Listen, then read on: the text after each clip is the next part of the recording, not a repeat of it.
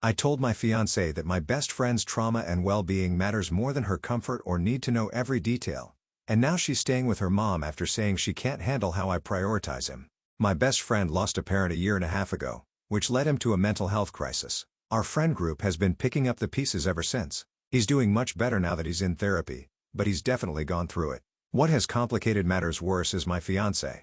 It goes without saying that I love her, but she is the definition of a busybody sometimes. My best friend is a very private person. She knows something happened with him, but she doesn't know the details of what that something is. She probably never will, but because she's around me and my friends often as my fiancé and I live in the same house, she hears bits and pieces of the story and presses for more information. I try to circumvent this as best as I can. For example, I step out of the room for specific phone conversations. But still, it's hard to limit the discussion about it sometimes. If it's necessary we bring it up and she's around in person, we'll refer to the Nolan situation without giving specifics. Nolan will also stop by my place at night when he can't sleep. This doesn't happen all that often, maybe twice a month. He'll text me or call me saying he's outside. I'll go sit with him and maybe smoke a little bit. Then he'll head home. I'll wait up until I know he got home safely. Then I go back to sleep. My fiancé hates this. She claims the phone calls always wake her up. They don't. She just sometimes happens to wake up for the bathroom while I'm outside, and then me not being in bed is alarming. This brings us to last night. Nolan stopped by, and when I came back inside, my fiancé said she was putting a stop to it. She said all the sneaking around is making her paranoid.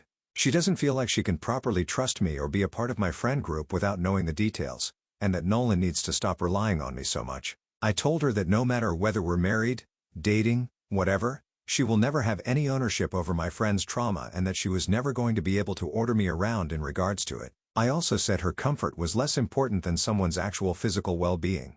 She was obviously hurt by this and went to stay with her mom after work today. Did I go too far by saying that to her? Edit, she knows Nolan lost a parent. She doesn't know the aftermath beyond the statement he had a mental health crisis. And, yes, he has specifically asked me not to tell her. Edit number 2. The next day, this is not something we talk about constantly in front of her. I'm giving examples that have happened over the past year and a half. Also, Nolan does see a therapist. He comes to my place to hang out. Update. 4 days later, since my first post, I've had 3 conversations with my fiancé relating to this topic. The first didn't go well. I still had a lot of walls up that didn't allow me to engage properly. I didn't get angry.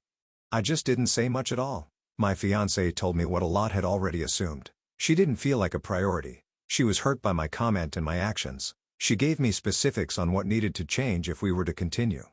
I told her I needed time, and she went back to the parents' house for the night. I took this night alone to truly think over the things she had requested. No more late-night visits and other harsh boundaries being put into place, and tried to imagine a life where that happened. The second conversation was much more impactful. I took feedback I was given here, which mainly centered around honesty and apologies.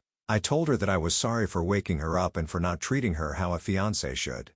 I also told her I was sorry I hadn't been prioritizing her, but that I couldn't. At least not in the top, number 1 spot. The gist of my side was this. My life partner, in a lot of ways, has already been chosen. It might change in the future, but as of right now, my friendship is the most important relationship in my life. He isn't just like family to me, he is family to me. That goes beyond just the 2 of us. His little brother is my little brother. My mom and dad have all but officially adopted them into our family and vice versa. Our lives are intrinsically enmeshed and have been since we were 15. I had been doing a disservice to her by pretending that I could put anyone else over this familial unit that has already been built. This conversation was difficult for us both. We cried together. We attempted to compromise, but the truth of it all boiled down to if he needs me or even just wants me, I'm going to do everything reasonably in my power to be there for him. We again took the night for ourselves to process. And that leads us to the final conversation, which was about our future.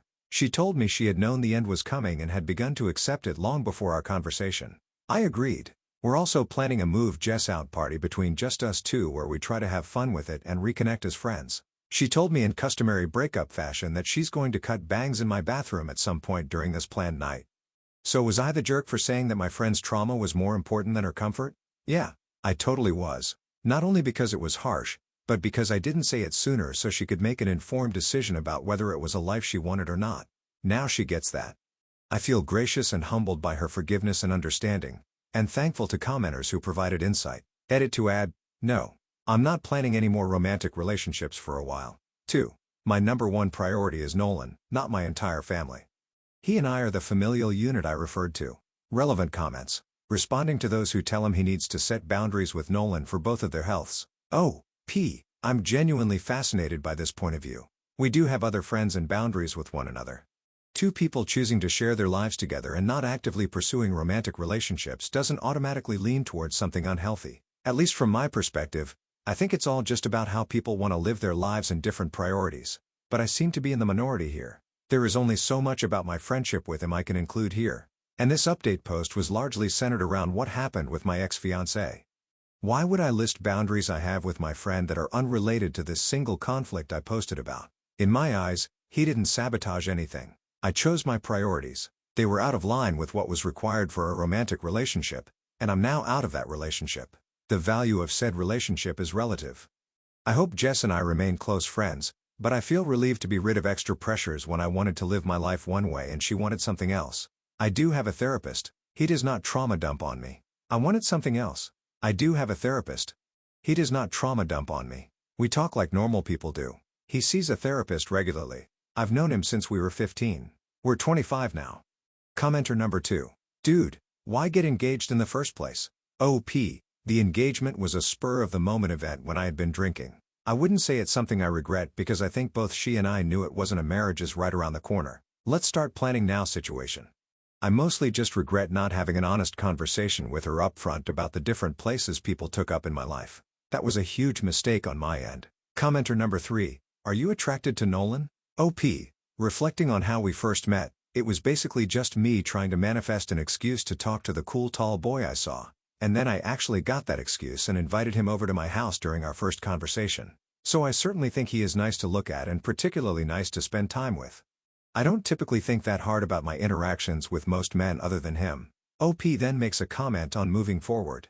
I'm just letting things happen as they happen at this point. If he and I do move back in together, though, I think I'm going to just start telling people we're together no matter what. If he's comfortable with it, of course. There's too many people who don't get that I do not want a romantic relationship in any shape or form going forward, and if this whole thing has taught me anything, it's that I don't want to be stuck answering questions about it my entire life. Lol. When asked about his ex-fiancé, she's the one that suggested we remain friends. I came into things wanting to be completely honest. Other than that, the ball was in her court. If she wanted to forgive me, never see me again, whatever, that was purely up to her. Will it continue on past her moving out? I don't know. But I do know I'm very glad we're not ending on a totally sour note. One more thought from As I said in other comments, I think I worded the post wrong because people are assuming I put him on the same level as my parents or siblings, and that isn't the case. I honestly think people would have had a more positive reaction if I had said I've been with Nolan this whole time. Joke's on everyone. Then I made a mistake proposing to my fiancé. I'm now single and can admit I feel emotionally fulfilled by this person. He is my life partner, and I choose to share my life with him while also having other friends and family as well who don't fall into that category of intensity. Because half of the responses are, that's so weird. You have to be screwing with the person you put number one in your life. He and I have spoken and are in agreement. He's asked me to come to one of his therapy sessions so we can further discuss, and I finally agreed and we set a date to make that happen. Most of the comments on the post I made on my own page, which has since been deleted, were we don't care about Nolan, we just want to make sure your fiancé is good. But now that I've affirmed that she's okay, we're going our separate ways, it's the opposite. I don't know. The update was focused on her for a reason. Edit. Had a few deleted comments that I did not include here because I could not tell if he was trying to troll the people who were asking questions or not. But because some questions have come up a few times in this Baru post, here is one of his deleted comments. Someone asks a very stereotypical intimate life question about him and Nolan. Says, I've got metaphorical leash holder in my bio for a reason.